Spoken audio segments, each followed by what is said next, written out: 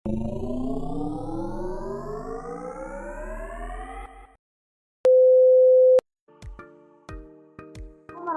wabarakatuh. Perkenalkan, nama saya Nikita Mara Ilmi dengan NPM 1913023004. Di sini saya akan mempresentasikan mengenai penurunan tekanan uap larutan dengan berbagai media pembelajaran antara lain PowerPoint, Canva, Chamseng, Chamoffice, dan Chem3D. Dengan dosen pengampu Ibu Lisa Tania SPD MSc dan Bapak Andrian Saputra SPD MSc. KD yang akan saya bahas, yang pertama KD 3.1 menganalisis fenomena sifat koligatif larutan, penurunan tekanan uap jenuh, kenaikan titik didih, penurunan titik beku, dan tekanan osmotik. KD 4.1 menyajikan hasil penelusuran informasi tentang kegunaan prinsip sifat koligatif larutan dalam kehidupan sehari-hari. Materinya, sifat koligatif larutan dengan sebab penurunan tekanan uap larutan. Adapun indikator yang akan saya bahas, yang pertama menjelaskan pengertian tekanan uap jenuh, yang kedua menjelaskan pengaruh penambahan glukosa terhadap tekanan uap jenuh, yang ketiga menghitung tekanan uap jenuh larutan dan penurunan tekanan uap jenuh berdasarkan persamaan hukum Rolls. Kita akan membahas mengenai apa itu tekanan uap jenuh. Kita tentu mengetahui bahwa air memiliki titik didih 100 derajat Celcius. Ketika mendidih, air berubah menjadi uap air. Akan tetapi, air dapat menguap pada suhu berapa saja, termasuk di bawah 100 derajat Celcius. Proses ini disebut dengan evaporasi. Guna bisa memahami apa itu tekanan uap jenuh, maka kita harus terlebih dahulu paham apa yang disebut dengan keseimbangan dinamis. Jika kita memiliki sebuah gelas dan kita biarkan di ruangan terbuka sampai waktu tertentu, maka air di dalam gelas akan berkurang karena sebagian air menguap. Jika proses ini diteruskan, maka air dalam gelas lama-kelamaan akan habis. Air di dalam gelas yang dibiarkan di luar ruangan merupakan sistem terbuka. Dengan demikian, tekanan uap air tidak akan pernah mencapai tekanan uapnya, karena molekul air menguap bebas ke udara. Namun akan berbeda halnya jika kita memiliki gelas tertutup yang berisi air. Selanjutnya perhatikanlah animasi gambar submikroskopik proses penguapan air dalam wadah tertutup pada suhu 20 derajat Celcius di samping ini. Perhatikan jumlah molekul air yang menguap dan mengembun. Pada keadaan awal, laju penguapan lebih banyak dibandingkan dengan laju pengembunan. Pada keadaan setimbang, laju penguapan dan laju pengempunannya sama. Dari animasi gelas tertutup yang berisi air tadi, akan tercapai keseimbangan dinamis, artinya laju penguapan dan pengembunannya sama. Tekanan parsial uap air yang ada di dalam gelas akan bernilai konstan. Tekanan uap inilah yang disebut dengan tekanan uap jenuh.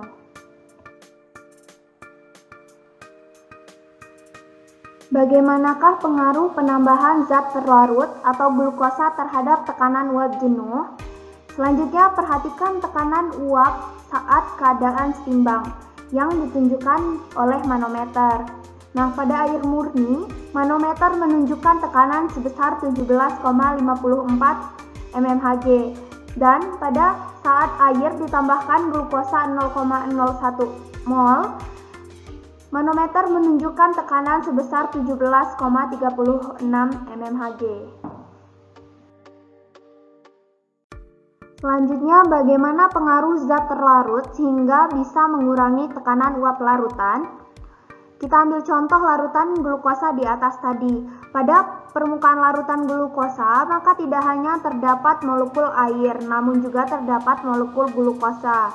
Ini berarti jumlah molekul air yang ada di atas permukaan akan berkurang jika dibandingkan dengan jumlah molekul air pada wadah yang hanya berisi air saja, dengan asumsi luas permukaannya sama. Karena berkurangnya jumlah molekul pelarut di permukaan ini, maka secara langsung akan mempengaruhi terhadap jumlah molekul yang dapat mengalami evaporasi. Alhasil akan berpengaruh terhadap tekanan uapnya.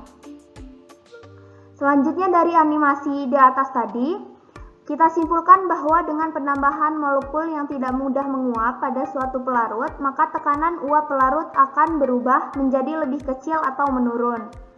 Perbedaan tekanan uap inilah yang disebut dengan sifat kualitatif pelarutan penurunan tekanan uap.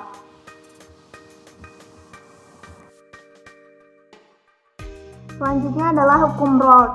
Peran Cosme-Raoult mempelajari hubungan antara tekanan uap dengan konsentrasi zat terlarut. Raoult menyatakan bahwa tekanan uap parsial komponen yang terdapat dalam campuran ideal adalah tekanan uap murni komponen tersebut dikalikan dengan fraksi molnya. Campuran ideal sendiri adalah campuran di mana interaksi intermolekular antar molekul di dalam campuran dianggap sama.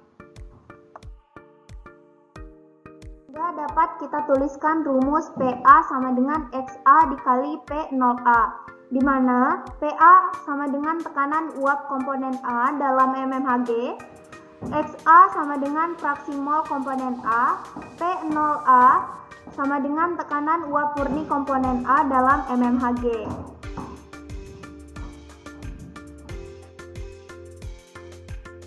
Jika di dalam larutan hanya terdapat satu komponen, maka kita asumsikan XA ditambah XB sama dengan 1. Sehingga XA dapat dituliskan XA sama dengan 1 min XB. Oleh sebab itu, persamaan di atas tadi dapat berubah menjadi PA sama dengan 1 min XB dikali P0A. Sehingga PA sama dengan P0A dikurangi XB P0A.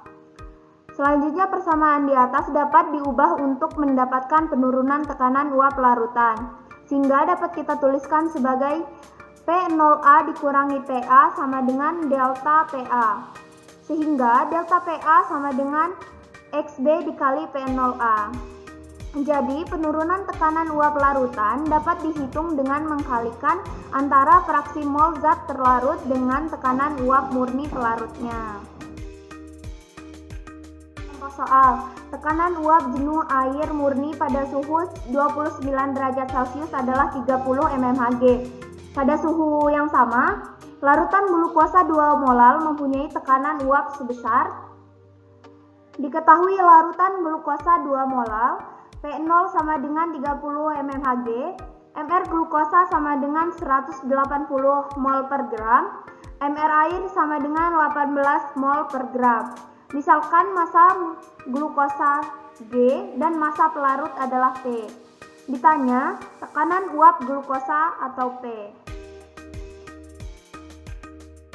Untuk menjawab persoalan di atas, dapat kita bagi menjadi 2 step. Step yang pertama kita menghitung fraksi mol pelarutnya. Kita masukkan rumus molal sama dengan massa dibagi mR dikali 1000 per pelarut. Kita substitusikan sehingga 2 sama dengan G per 180 dikali 1000 per P. Sehingga didapatkan 36P sama dengan 100G, sehingga G sama dengan 0,36P. Selanjutnya dengan rumus fraksi mol pelarut, XP sama dengan mol air per mol air ditambah mol glukosa. XP sama dengan P per 18 dibagi P per 18 ditambah G per 180. XP sama dengan 10P per 10P ditambah G. XP sama dengan 10P per 10P ditambah 0,36P. Sehingga kita dapatkan hasil XP atau fraksi molnya 10 per 10,36. Selanjutnya step kedua, kita menghitung tekanan uap larutan dengan rumus P sama dengan P0 dikali XP. Kita substitusikan sehingga P sama dengan 30 mmHg dikali 10 per 10,36. Sehingga kita dapatkan tekanan uap larutannya sebesar 28,96 mmHg.